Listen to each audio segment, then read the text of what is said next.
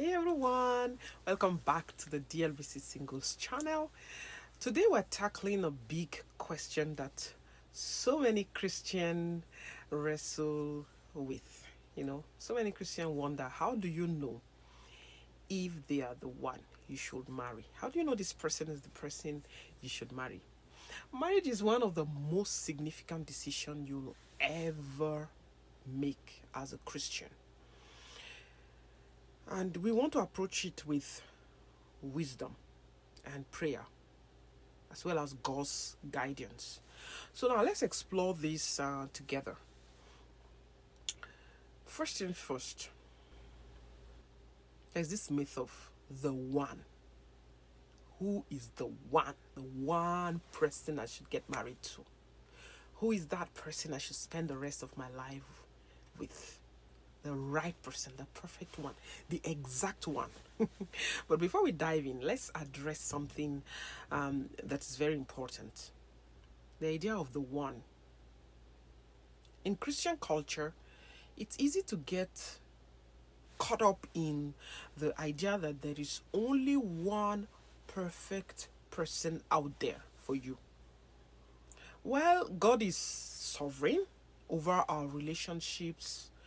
The Bible doesn't teach that there is only one person for you.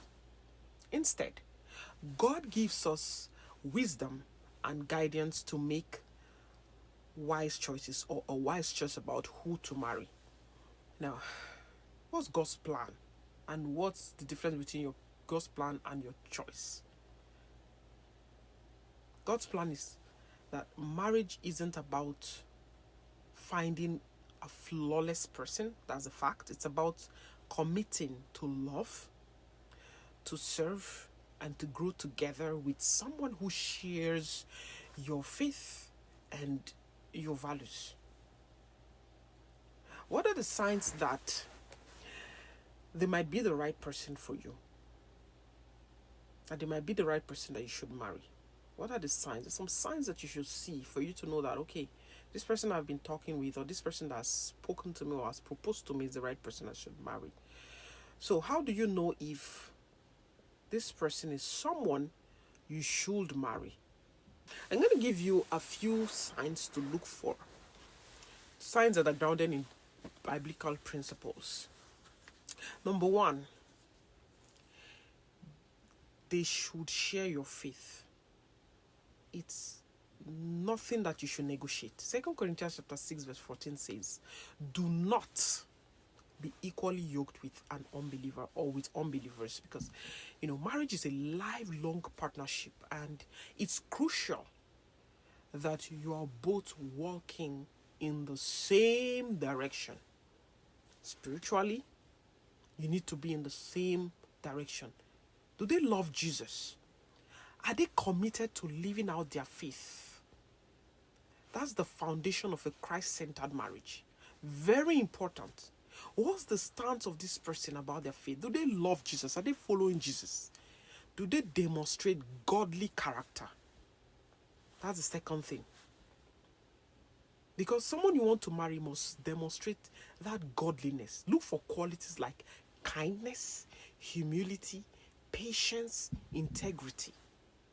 Galatians chapter 5 verse 22 and 23 talks about the fruits of the Spirit. You have love, you have joy, you have peace, you have patience, you have kindness, you have goodness, you have faithfulness, you have gentleness, you have self-control, and many others. Go and read them. Do you see these things, these traits in the life of this person?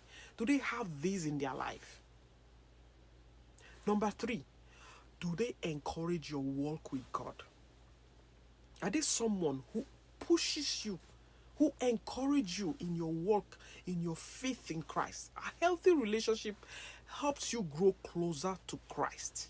It does not pull you away. Hebrews chapter 10 verse 24 reminds us that spur one another towards love and good deeds. Does this person inspire you to be more like Christ? Or do you get discouraged when you meet with them and you talk with them? Do they share the same core values with you, the same goals with you? That's number 4. You need to have the shared values and goals. Amos chapter 3 verse 3 asks, can two work together unless they are agreed? Because marriage is about unity. So it's essential that you both are aligned on big issues like family, finances, life purpose. Don't joke with these things. Number 5, there is need for mutual respect and trust. If there's no mutual respect and trust, there's no marriage. Ephesians chapter 5 verse 33 says, each one of you also must love his wife as he loves himself, and the wife must respect her husband. A strong marriage is built on a foundation of respect, trust, and selfless love. But there are red flags that you need to watch out for. When you're searching for the one, and you need to be sure that you're in the right relationship, there are red flags you want to look out for. If you see these things in the life of that person, then you know they are not the person. What are those red flags? What are those things that might indicate that this person isn't right for you as a Christian? Marriage is a lifelong covenant, so it's essential to address, potential issues before you jump, before you commit. Number 1, red flag, lack of spiritual alignment. If they don't share your faith, or you aren't growing spiritually in your relationship with them, that's a big concern. You want a partner who will walk alongside you in your journey with Christ. We're going to heaven. That's the goal. That's the number 1 goal as Christians. Secondly, do they have unhealthy behavior? Do they show patterns of anger, dishonesty, selfishness? While no one is perfect, consistent unhealthy behavior is something to take seriously. Don't joke with that. Another red flag is, do they avoid commitment? If they are hesitant about commitment, or they are not clear about their intentions while you are courting, it's worth praying and seeking counsel before moving forward. You don't understand where they are going. They are so unintentional. Oh, watch out. So, how do you discern God's will in marriage? So many people are confused about this. They don't know how to even know God's will for them in marriage. Making a decision to marry it requires faith and it requires wisdom. There are some practical steps that will help you discern God's will in marriage. Number 1 is prayer. Pray for clarity. Ask God that you want Him to give you clarity. James chapter 1 verse 5 says, if any of you lacks wisdom, you should ask God, who gives generously without finding fault. Ask God to guide your heart and your mind as you consider this relationship, as you go into this courtship. Let God guide you. Seek wise counsel. If you encounter any difficulty as you court, as you discuss, seek for counsel, wise counsel. Proverbs chapter 15 verse 22 reminds us that plans fail, but lack of counsel. Plans fail by lack of counsel, but in the multitude of advices, you succeed. Talk to trusted pastors, mentors, family members, people that you know that they can provide godly advice to you. Talk to them. And then you need to reflect on their role in your life. Okay? Reflect on how this person impacts your life. Do they bring out the best in you? Do they encourage you to pursue God's calling for your life? These are important questions to ask. then you need to take time to discern.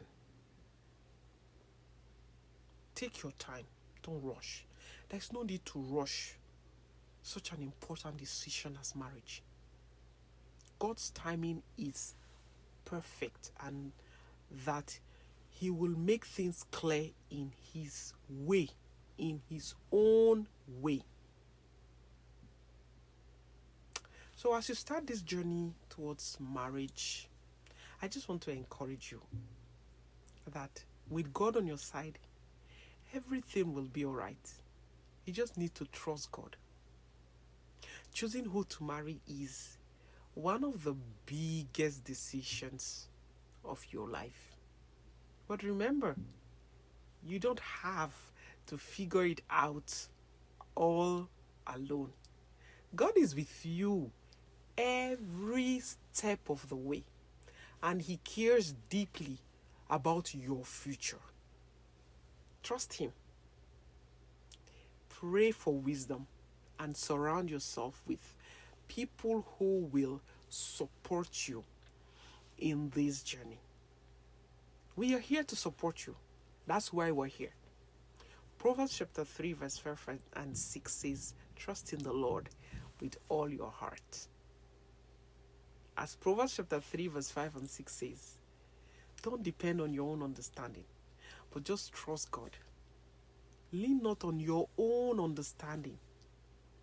In all your ways acknowledge Him, and He will direct your path. He'll make your path straight.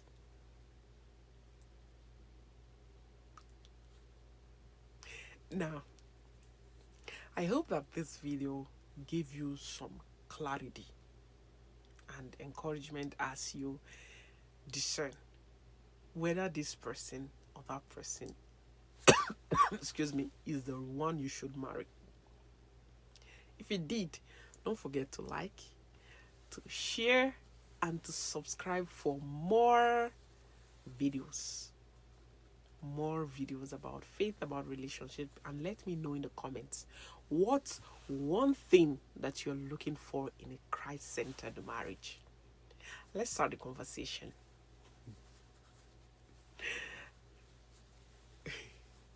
Until next time, please stay prayerful and stay intentional and remain blessed. Thank you so much for tuning to this channel, for liking these videos, and for commenting. God bless you. Again, my name is Princess. See you next time. I'm always happy to read from you.